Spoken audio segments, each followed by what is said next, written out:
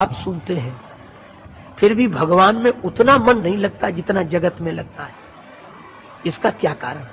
तो हमने उनसे निवेदन किया कि इसका एक ही कारण है, जगत दिखाई देता है और भगवान सुने जाते हैं। भगवान सुने जाते हैं, जगत दिखाई देता है, तो सुनने से अधिक ये दिखने वाला जगत ज्यादा प्रभावित कर देता है, क्योंकि आंख से दिख रहा है, सुन रहे हैं। पर भक्त, इसीलिए भक्त होना भी किसी वीर पुरुष का काम है। भगवान की कृपा से ही कोई भक्त बनता है। एक ने कहा, कामी क्रोधी लालची इनसे भक्ति न होए, भक्ति करे कोई सूरमा जाति वर्ण कुल खोए। भक्त तो भगवान की कृपा से कोई भक्त बनता है। तो एक उर्दू के कवि ने बड़ी अच्छी पंक्ति कही।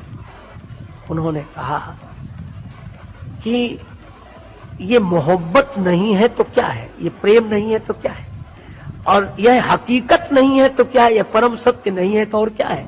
उस पर हम जान देते हैं अनवर, जिसको आंखों से देखा नहीं है। यह भक्ति की विशेषता है कि जिन भगवान को हमने देखा नहीं है, पर सुनकर ही हम उनके प्रति समर्पित हो गए। इसीलिए भगवान से अधिक भक्त की महिमा है, राम से अधिक राम करता सा। अच्छा, और भगवान जब भी आते हैं तो आप जानते हैं वे गरुड़ पर बैठकर आते हैं। और गरुड़ जी के बारे में हम लोगों ने सुना है कि उनके पंखों से वेद मंत्र निकलते रहते हैं, वेद ऋचाएं निकलती रहती हैं। तो गरुड़ माने वेद के मंत्र शब्द, और वे हैं भगवान के वाहन। भगवान उन्हीं पर बैठकर आते हैं और आज भी आते हैं। आज जब भी जहां भगवत कथा होती है तो भगवान शब्द रूपी गरुड़ पर बैठकर ही कर्ण मार्ग से हृदय में प्रवेश करते हैं। आज भी गरुड़ के द्वारा ही तो भगवान हृदय में प्रवेश कर रहे हैं उन मंत्रों के। तो जब भगवान हृदय में आ जाते हैं, रुक्मणी जी ने भी जब भगवान को पत्र लिखा है तो कहा, हे परम सुंदर। तो भगवान को आश्चर्य हुआ कि मुझे देखा तो उन्होंने है ना, परम सुंदर कैसे? तो रुक्मणी जी ने उत्तर दिया बाद में कि मैंने देख लिया था। कैसे देखा था? बोले, आप मेरे हृदय में आ गए थे। तो भगवान ने कहा कि बिना देखे कैसे हम हृदय में आ गए? तो उन्होंने कहा कि आंख के मार्ग से नहीं, कर्ण मार्ग से आप हमारे हृदय में आ गए। और सचमुच भगवान कर्ण मार्ग से ही हृदय में जाते हैं, हृदय में जाते हैं। अच्छा, अब मुझे बात पर बात याद आई।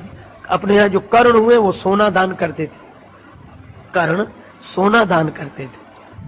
तो वह तो एक ऐतिहासिक घटना है, बड़ी महत्वपूर्ण घटना है। पर यहां दोनों शब्द में श्लेष है। कर्ण एक राजा का नाम है और कर्ण इंद्रियों को भी कहते हैं। अच्छा, कर्ण सफल कब हुए? जब सोना दान करते थे। और सोना स्वर्ण को भी कहते हैं और निद्रा की अवस्था को भी सोना कहते हैं। आज भी कर्ण सोना दान कर रहे हैं। कानों के कारण ही तो हम नहीं सो रहे हैं, क्योंकि हम सुन रहे हैं। और एक कथा आती ना, भगवान शंकर कथा सुना रहे थे, अमर कथा, और माता पार्वती जी सो गई। तो कर्ण तो रहे पर वो सोना दान नहीं कर सके। तो सुखदेव जी ने हुंकारी भरी, तो जो जागने वाला है वह सुनता है। तो भगवान तो शब्द के गरुड़ पर बैठकर कर्ण मार्ग से हृदय में उतरना चाहते हैं, पर कर्ण को सोना दान करना पड़ेगा, ये सोए नहीं। लेकिन कहा कि अगर हम आंख बंद नहीं होगी, सोएंगे नहीं, तो हमें विश्राम नहीं मिलेगा। भगवान बोले कि हमारी भक्ति पर विश्वास करके आंख मूंद लो तो सोने का सुख मिल जाएगा, विश्राम मिल जाएगा। काहू के बल भजन है, काहू के आचार, व्यास भरोसे कुंवर के सोवत पांव पसार।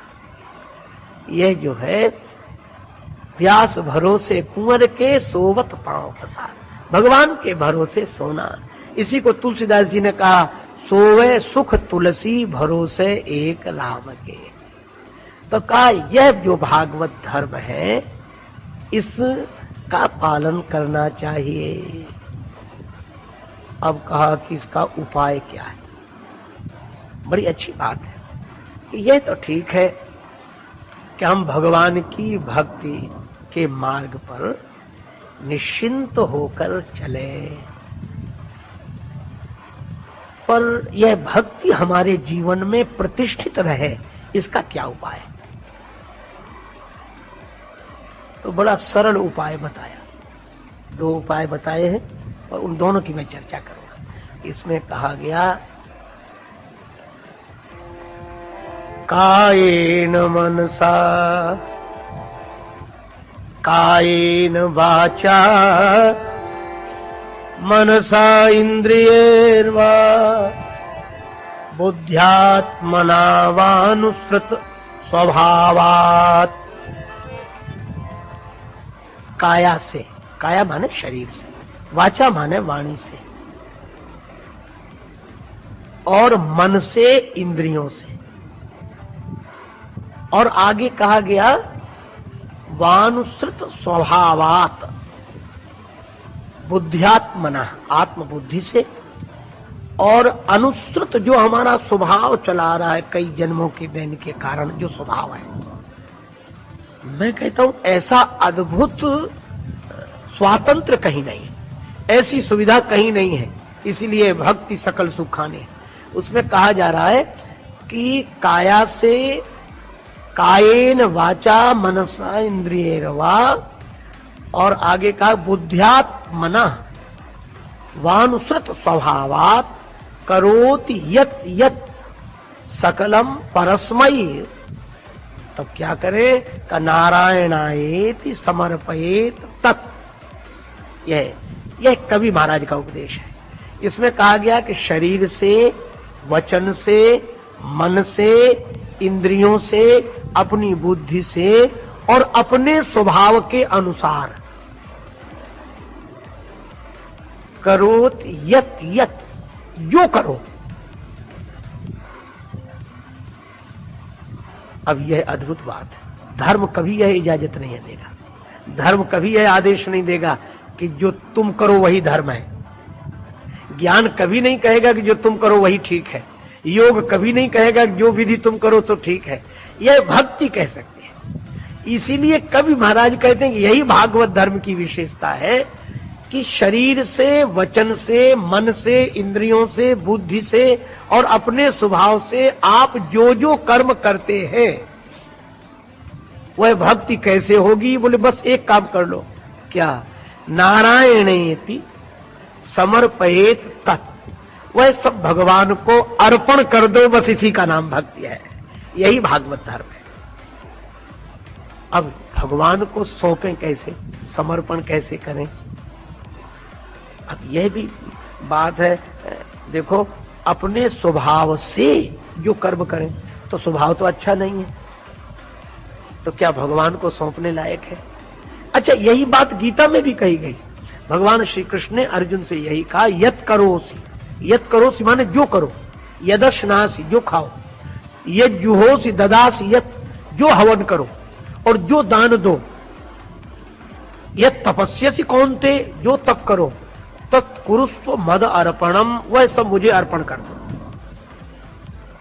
तो अर्पण कैसे करें? देखो, अर्पण करने का एक ही उपाय है। क्या? कि काया के माध्यम से, वचन के माध्यम से, मन के माध्यम से, इंद्रियों के माध्यम से और बुद्धि और स्वभाव के अनुसार जो कुछ हो रहा है उसे यह मान ले कि इसके मूल में भगवान ही प्रेरक है, भगवान की प्रेरणा से हो रहा है। हे भगवान, आप ही सब कुछ करा रहे हैं। बस यह विचार आते ही भगवान के प्रति यह कर्म समर्पित हो जाएगा, क्योंकि आप करा रहे हैं। ना हम करता, हरि ही करता, हरि ही करता केवलम। हे प्रभु, यह आपकी प्रेरणा से हो रहा है और इसका फल भी आपको ही समर्पित है। यह है भगवान के प्रति समर्पण। और इसीलिए श्रीमद् भागवत के अन्य प्रसंग में ध्रुव जी ने भी जो स्तुति की है भगवान की, योऽन्तः प्रविश्य मम वाच मिमां प्रसुप्तां संजीवयत् अखिल शक्ति धरा स्वधामना अन्याश्च हस्त चरण श्रवणत्वगादीन प्राणान नमो भगवते पुरुषाय तुभ्यम। उसमें कहा गया, ध्रुव जी कहते हैं कि हे भगवान, मैं आपको प्रणाम करता हूं और आपका स्वरूप कैसा है? योऽन्तः प्रविश्य, जो मेरे अंतःकरण में प्रविष्ट होकर, योऽन्तः प्रविश्य मम वाच, मेरी वाणी को, मिमां प्रसुप्ताम, और सोई हुई शक्ति को गति देकर जो स्तुति करा रहे हैं, और जिनके कारण ये मन बुद्धि इंद्रियां आदि कार्य करते हैं, ये प्राण जिनके द्वारा संचालित हैं, उन प्राणेश्वर प्रभु को मैं प्रणाम करता हूं। अब यहां बड़ी अच्छी बात है, स्तुति सुनने वाले भी भगवान हैं।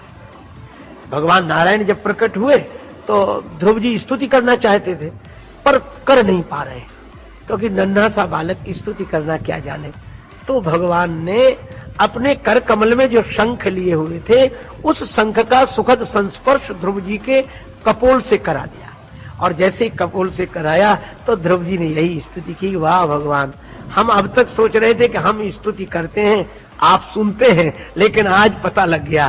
क्या? बोले बाहर बैठकर स्तुति सुनते हो और भीतर से स्तुति कराते हो। आप ही भीतर हो और आप ही बाहर हो, इसलिए उधर जो समर्पित हो रहा है वह भी आप हैं, और इधर से जो प्रेरक हैं वह भी आप हैं। मेरा तो कहीं कुछ नहीं, अगर मेरा कुछ है तो मात्र भ्रम है, और ऐसा भाव आ जाए, यही भगवान के प्रति समर्पण है कि मेरी इंद्रियां तुम्हारी शक्ति के बिना काम नहीं कर सकती।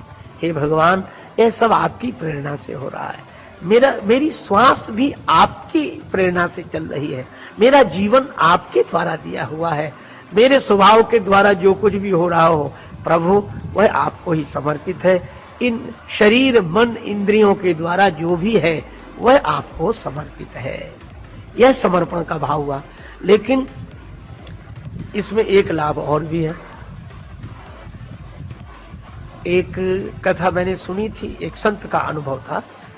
उनके पास एक शिष्य आया, बोले महाराज मैं आपके द्वारा दीक्षा लूंगा और आपका शिष्य बनूंगा, बाकी सब बात मानूंगा, पर मैं शराब पीता हूं, वह नहीं छोड़ सकता। इस शर्त पर दीक्षा देनी हो तो दो। अच्छा, महात्मा भी कितने दयालु होते हैं। संत कहते कि अच्छा ये कोई बात हुई, पहले शराब छोड़कर आ तब दूंगा दीक्षा। पर महात्मा बोले अच्छा आप देते हैं, कोई बात नहीं, मत छोड़ना। उसको लगा कि ये गुरुजी बढ़िया मिले, कुछ छुड़ाते ही नहीं है, तो दीक्षा। महात्मा बोले बस हमारी एक बात मान लेना। बोले सब मानेंगे, एक क्या? शराब नहीं। बोले तो एक काम करना। क्या? बोले जब शराब पिया करो तो हमें याद कर लिया करो, बस और कुछ पियो, खूब डट के पियो। उसको लगा कि ये तो साधारण सी बात है, लेकिन वो साधारण नहीं थी बात। गुरु जी का संकल्प था, संत तो सुधारने का उपाय बता। अब वो शाम को उसकी आदत थी, तो जैसे ही शराब पीने बैठा, याद आ गई गुरु जी ने कहा था हमें याद कर दे। अब जो गुरु जी का ध्यान किया तो उसे प्याले में इधर उधर वो गुरु जी का दिव्य स्वरूप दिखाई दे, उनकी बड़ी बड़ी आंखें दिखाई दे, मधुर मुस्कान दिखाई दे, और उसे ऐसे लगे जैसे गुरु जी वहीं खड़े कह रहे हो, क्यों शुरू कर दिया, पियो पियो, कोई बात नहीं, पियो। उसको इतनी शर्म लगी, इतनी गिलानी हुई कि पी नहीं सका। 8 दिन बाद आ गया, बोले महाराज वो तो छूट गई। गुरुजी बोले हमने तो कहा नहीं था कि छोड़ो। बोले कहा तो नहीं था, पर आपकी याद करने से ही छूट गई। मैं भी आपसे यही कह रहा हूं कि यद्यपि यह कहा गया कि आप अपने स्वभाव के द्वारा, मन इंद्रियों के द्वारा, वाणी और काया के द्वारा जो करें वह भगवान को अर्पण कर दें, लेकिन इसमें समर्पण के भाव से अगर करेंगे कि भगवान आपकी प्रेरणा से हो रहा है और आपके प्रति मैं यह समर्पण कर रहा हूं, जैसे ही आप भगवान का चिंतन करेंगे, कोई भी कार्य हो और तुरंत सोच लें कि भगवान की प्रेरणा से हो रहा है, भगवान का स्मरण होते ही कर्म अपने से पवित्र हो जाएगा। पवित्र कर्म करने की जरूरत नहीं, अपने से कर्म पवित्र होने लगेंगे। अच्छा, इसको एक उदाहरण से और स्पष्ट किया जा सकता है। यही भक्ति भागवत धर्म की विशेषता है जो इन योगीश्वरों ने कृपा करके निमि महाराज के बहाने हम सब लोगों को समझाई, उपदेश दिया। देखो, जैसे किसी आदमी से बेहोशी का अभिनय कराना है ना, और उससे कहें कि देखो तुम ऐसे झूमकर चलना जैसे शराबी चलते, और ऐसे बोलना जैसे शराबी बोलते, और बार बार ऐसे गिरना, और ऐसे, तो कई बातें सिखानी पड़ेंगी कि आंख कैसी करना, बोलना कैसे, झूमना कैसे, गिरना कैसे, और कई बातें सिखानी पड़ेंगी। और हम कहते हैं कि इतनी बातें सिखाने की जरूरत ही नहीं, थोड़ी पिला दो। अगर उसे ये बातें सिखाने की जगह थोड़ी सी शराब पिला ही दी जाए तो फिर उसे और कुछ नहीं सिखाना पड़ेगा। शराब भीतर जाते ही कोई होश का काम कर ही नहीं सकेगा, वो वैसे ही झूमने लगेगा, वैसे ही बोलने लगेगा, वैसे ही गिरने लगेगा। क्यों? शराब भीतर गई। तो शराब पीने वाले को अगर पिला दी जाए तो उसे बेहोशी सिखानी नहीं पड़ती। यही यहां कहा गया।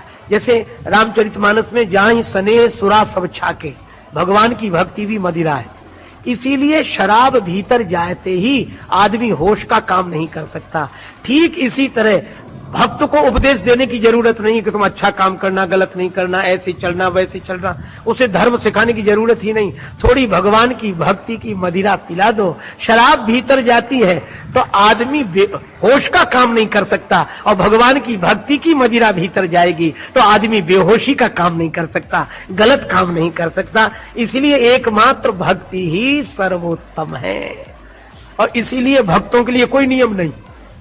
कोई नियम का अर्थ यह नहीं कि भक्त स्वच्छंद हो गया। कोई नियम का अर्थ यह नहीं है कि भगवान का भक्त वही है जो कुछ भी करे तो भी भक्त है, कुछ भी करे तो भी भक्त है। देखो गीता में एक और अद्भुत बात कही, अपचेत सुदुराचारो भजते माम अनन्य भाग साधुरेव समंतव्या। अब ये बड़ी अटपटी बातें हैं जो समझ में नहीं आती। भगवान ने कहा अपचेत सुदुराचारो, कितना भी दुराचारी हो, कितना भी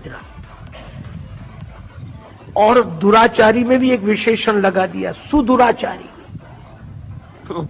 अब सुदुराचारी माने उस जैसा अभ्यस्त कोई दुराचारी दूसरा ना हो, सुनियम पूर्वक दुराचार करने वाला हो। भगवान बोले अगर वह मेरा भजन करता है तो उसे साधु समझना। लो अब इसको कहीं भगवत विरोधी या उस तरह के लोग सुने तो उनको तो यह शस्त्र मिल जाएंगे, वाह यही गीता में कहा गया। लेकिन भगवान की वाणी बहुत महत्वपूर्ण है। भगवान की वाणी भगवान की कृपा से ही समझ में आती है, और भगवान की कृपा संत के मिलन के रूप में, बिनु हरि कृपा मिल ही नहीं सकता। यहां भगवान यह कह रहे हैं कि कितने ही दुराचारी हो, अगर मेरा भजन करे तो उसे साधु मानना। कहा क्यों? बोले मानना ही पड़ेगा, हो ही जाएगा साधु। कैसे? बोले ये दुराचार कब छूट जाएगा? बोले उसे सिखाना नहीं पड़ेगा कि दुराचार छोड़ो, वह तो हमारी भक्ति की मदिरा पिएगा, भक्ति के नशे में जाएगा तो अपने आप अच्छा काम करने लगेगा, वह साधु हो ही जाएगा।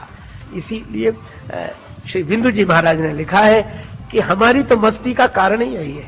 क्या मिला है मुझको किस्मत से ख्याले रिंद मस्ताना, पिया करता हूं हरदम श्याम की उल्फत का पैमाना।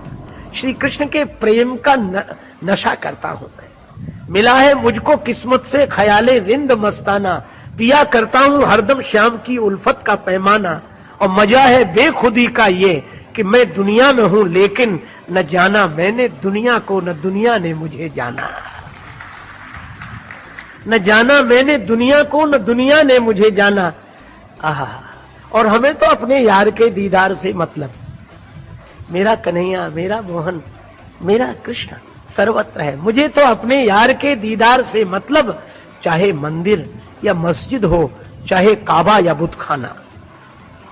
और आगे कैसी अनोखी बात कही, हमेशा बस यही रिश्ता चाहता हूं प्यारे मोहन से। हमेशा बस यही रिश्ता चाहता हूं प्यारे मोहन से, मैं उनको दिल रुबा समझूं, वो समझे मुझको दीवाना। और नहीं है बिंदु आंखों के मोम, दिल मोती के दाने हैं, विरह की आग में पड़कर पिघल जाता है हर दाना। यह भक्ति का मार्ग, यह प्रेम का मार्ग, यह जो मैकदा है, यहां भक्ति की मदिरा पिलाई जाती है। हस्ती है मैकदे में, मस्ती है मैकदे में, और दीवानों की तो पूरी बस्ती है मैकदे में। और इस मैकदे में आके कोई होश में रह ले, जगत का होश नहीं रहता। क्यों? इस मैकदे में आके कोई होश में रह ले, खुद होश की भी कुछ नहीं हस्ती है मैकदे में। और दुनिया में नहीं मिलती, मिलती तो बड़ी महंगी, मस्ती वही है लेकिन सस्ती है मैकदे में। और राजेश हो भंवर में, लगे पार या कि डूबे, परवाह नहीं जब से कश्ती है मैकदे में। और यह मदिरा पीता हूं मैं, शराब सरेआम पीता हूं, जब भी वक्त मिलता है सुबह शाम पीता हूं। दुनिया के मैखाने मुझे अच्छे नहीं लगते, मैं तो मुर्शिद के मैकदे में जाम पीता हूं। लौकिक शराब पीने वाला होश में नहीं रहता, और भगवान की भक्ति की अलौकिक मदिरा मन से पीने वाला व्यक्ति बेहोश नहीं रहता। और इसीलिए यहां कहा जा रहा है कि काया वचन और मन इंद्रियां, कायेन वाचा मनसेन्द्रियेर्वा बुद्ध्यात्मना वानुसृत स्वभावात् करोति यत् यत् सकलम परस्मै नारायणेति समर्पयेत् तत्। और समर्पण ये कि जो भी कर्म करने जाएं उसके पहले भगवान का स्मरण कर लें, प्रभु आपकी प्रेरणा से हो रहा है, और भगवान का स्मरण आते ही अपने आप कर्म पवित्र हो जाएगा। जैसे एक उदाहरण दिया जाए, एक संत से किसी ने पूछा कि क्या खाएं,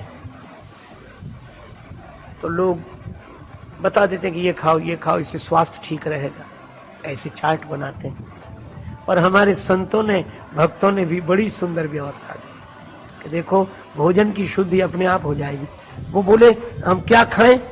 महात्मा बोले एक काम करो, जो तुम्हारा मन हो सो खाओ, यदश्नास, जो खाना हो खाओ, पर एक काम करना। क्या? बोले भगवान को भोग लगाकर खाया कर, भगवान को भोग लगाकर खा। उसने कहा लगा देंगे, पर परेशान हो गया। अब उसको जो खाने की आदत थी, अब उसको लगा कि भगवान को भोग लगा के खाना, तो अब बड़ा परेशान हुआ कि भगवान खाते भी हैं कि नहीं। तो भगवान को ऐसी वैसी चीज तो दी नहीं जा सकती। तो भगवान से जुड़ते ही जैसे भोजन अपने से पवित्र हो गया, इसी तरह भगवान से जुड़ते ही कर्म पवित्र हो जाता है, भगवान से जुड़ते ही जीवन पवित्र हो जाता है। तो यहां कहा गया कि जो कुछ भी करें उसे भगवान से जोड़कर करें। नारायणेति, भगवान नारायण के प्रति समर्पयेत् तत्, वह समर्पित कर दें।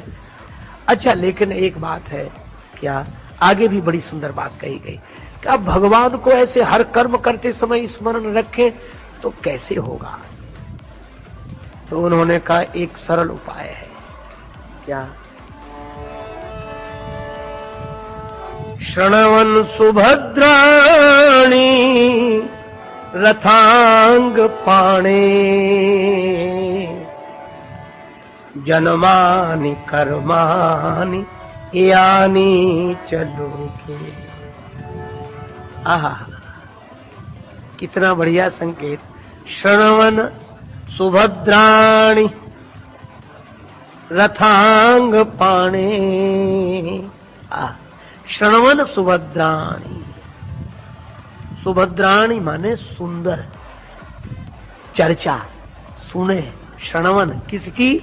रथांग पाणे, रथ का अंग जिनके हाथ में है। रथांग पाणे, पाणे माने हाथ, रथांग माने रथ का अंग, और रथ के अनेक अंगों में एक अंग है चक्र। तो चक्र के धारण करने वाले भगवान के गुणों का श्रवण करें। शृण्वन् सुभद्राणि रथांग पाणे।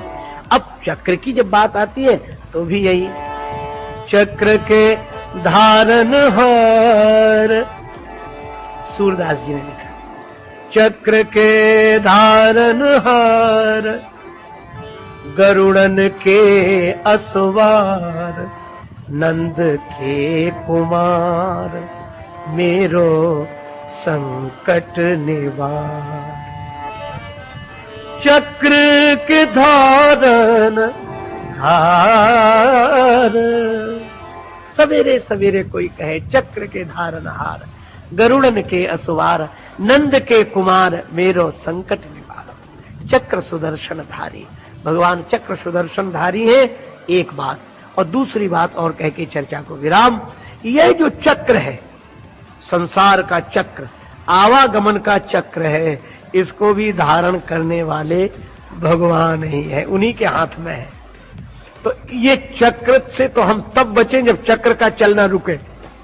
पुनरपि जन्मम पुनरपि मरणम पुनरपि जननी जठरे शयनम, यह जो चक्र है यह भी भगवान के हाथ में है। इसलिए उन भगवान के गुणों को सुने। चक्र जिनके हाथ में है तो वे ही हमें इस आवागमन के चक्र से, सुख दुख के चक्र से द्वंद्व के चक्र से मुक्त करेंगे।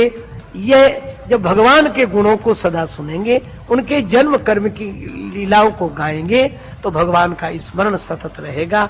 तो जब भगवान का स्मरण सतत रहेगा तो प्रत्येक कर्म उनसे जुड़ा हुआ रहेगा, उनके प्रति समर्पित होगा।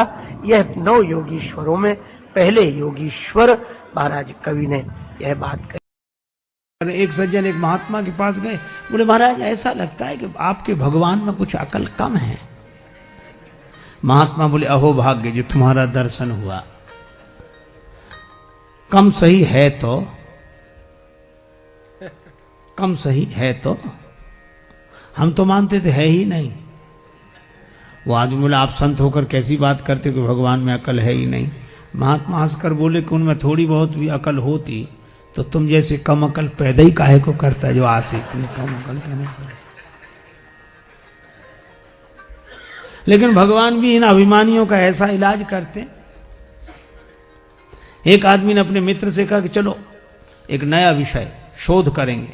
अच्छा क्या इस दुनिया को बनाने में भगवान ने कितनी गलतियां की हैं? अपनी गलती आज तक मिली नहीं, भगवान की गलतियां। मित्र ने कहा वाह यह तो बड़ा मौलिक विषय रहेगा, इस पर तो आज तक किसी ने चिंतन किया नहीं, शोध नहीं किया। बहुत मूल्यवान कृति होगी है आपकी शोध की, शोध प्रबंध। चलो कलम कागज ले लिए, मित्र लिखे वो गलती बताए।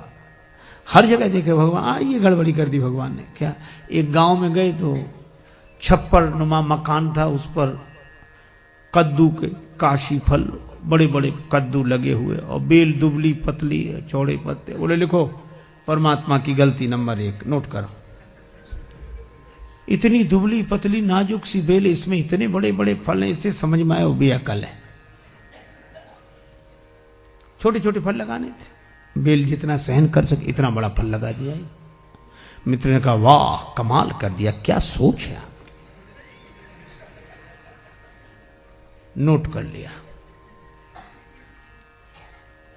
कुछ दिन बाद फिर घूमते हुए निकले से एक बगीचे में पड़े थे आम के पेड़, आराम करने से ऐसे सो गए। ऊपर देखा कच्चे हरे रंग के आम लगे थे। अरे बोले देखो परमात्मा की गलती नंबर 2। इतना बड़ा विशाल वृक्ष और इसमें इतने छोटे छोटे फल हैं, इससे समझ में आया को बेअकल है। देखो मित्र ने कहा वाह यह भी बिल्कुल बिल्कुल। बोले कद्दू जैसे फल लगाता है इसमें, छोटे छोटे फल उसमें लगाता। मित्र ने नोट। अब देख रहे थे ऐसे, भगवान ने भी सोचा कि इसको जरा समझा दें।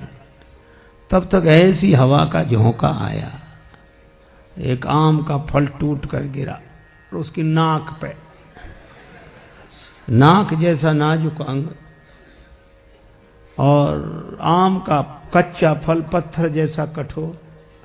और आज के जमाने का आदमी